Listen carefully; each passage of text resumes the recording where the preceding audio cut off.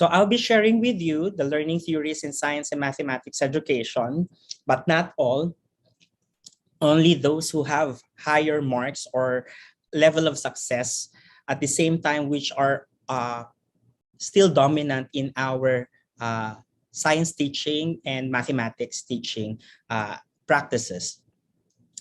So historically, there are three major learning theories that provided us understanding how our students best learn and how do we describe learning. So on the context of behaviorism, we have the idea that learning is a process of acquiring factual knowledge, and we try to come up with an understanding of learning by associating it to stimulus and response, such as what Iva Pavlov mentioned in conditioning. Okay, and then it also focuses on observable behavioral observable behaviors of learning, on which behaviorism was not able to contextualize the idea of cognitive processes. Okay, but let me share with our dear teachers that even until the present time, we are still practicing some of the tenets or some of the principles of behaviorism in our classes. And there are literature that would suggest that it has a certain level of success when we are trying to promote learning to our students, more particularly with the context of Asian culture. Good example of this will be the introduction of classroom routines and communication of the learning objectives, the way we decompose complex tasks into a series of increasing challenging steps in order for our students to cope with, even the context of providing repetitive techniques of learning and memorizing factual knowledge. Though they are attaining only the low order thinking skills, but still they have been successful in promoting learning to our students. As I mentioned earlier, more particularly among Asian culture, maybe because of that distinct acknowledgement and respect that we are conveying to our or expressing to our teachers, that somehow gives us certain influence of behaviorism in our classroom setting. Let me emphasize the first item on the implications of practice of behaviorism, such as the use of repetition techniques for learning skills and memorizing factual objectives. Okay, let me continue with that. Okay, why do we have to do that? Why do we have still include it in our teaching of science and mathematics? If I'm not mistaken, Edward Reddish mentioned that in order to make our teaching more meaningful to our students, we have to provide them varied but repetitive learning experiences. The key concept there is variation and repetition. Okay, it goes with the law of practice. That's why in most science and math classes, particularly when we are sharing our students competencies that requires them to solve mathematical problems, we provide them drills, exercises, because with the idea that when students are familiarized with this set of exercises, then learning will take place. Okay, so the idea of providing them additional tasks from simple to complex that they are required to do it as a form of exercises or drills is part of the context of behaviorism.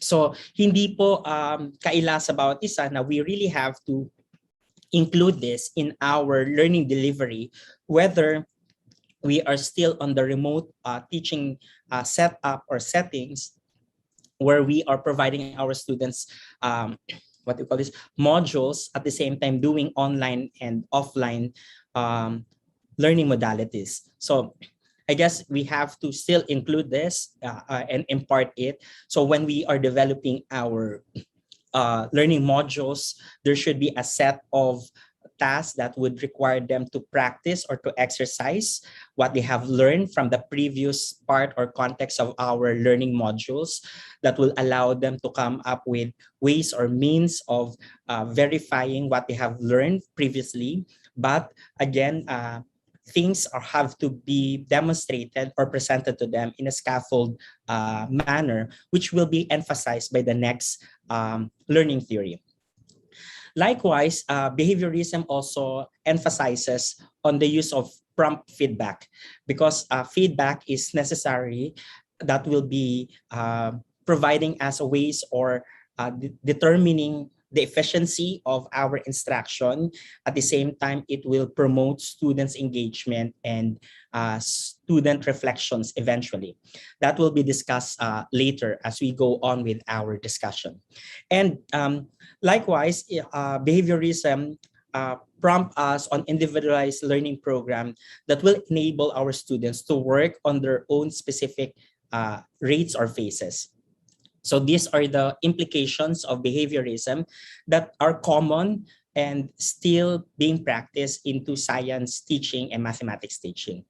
The next item is more of cognitive science. Okay, this perspective was introduced, okay, when we are about to how do I call this? When we are trying to compare the human mind with how the computer is working. So in this case, learning is modeled as a form of information processing.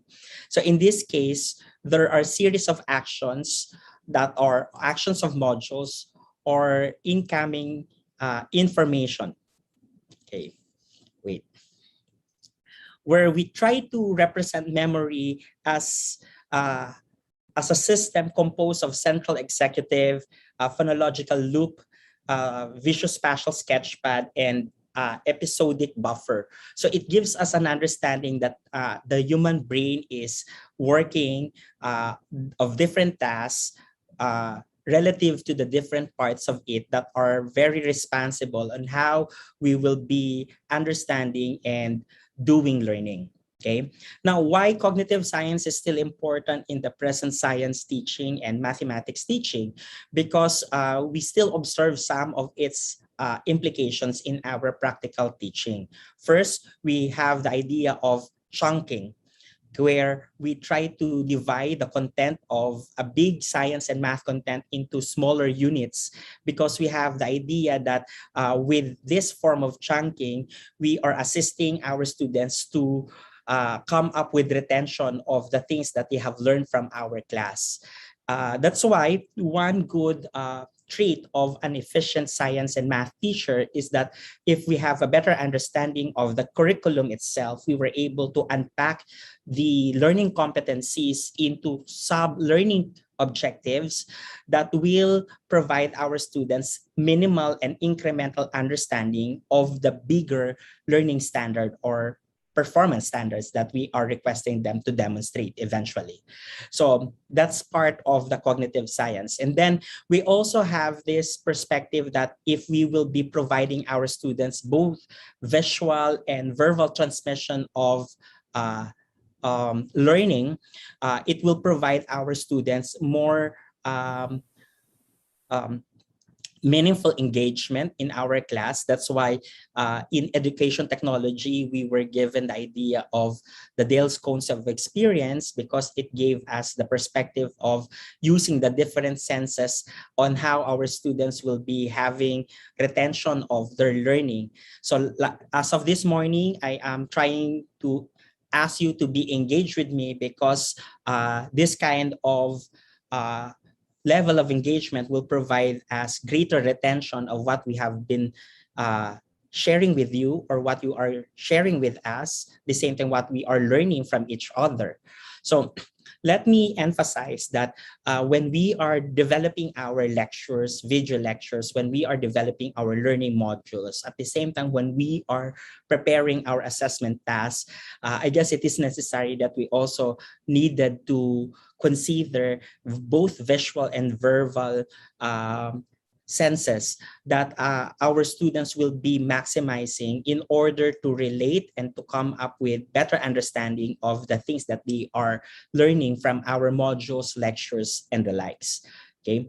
Lastly will be It's the idea that in cognitive science, we wanted to support the ability of our students to regulate their own thinking, because we are having the perspective that in this manner, it's a way of processing all the information that they are acquiring from us, and they are experiencing either in remote setting of learning environment or during online and offline settings. So it's necessary that we have to understand that in if we're going to think learning as an information processing action, therefore we have to design our modules and we have to design our lectures in such manner that it will help our students to regulate their own thinking.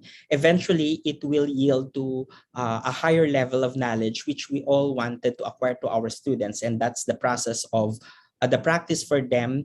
I mean to say that's in order for them to practice metacognition.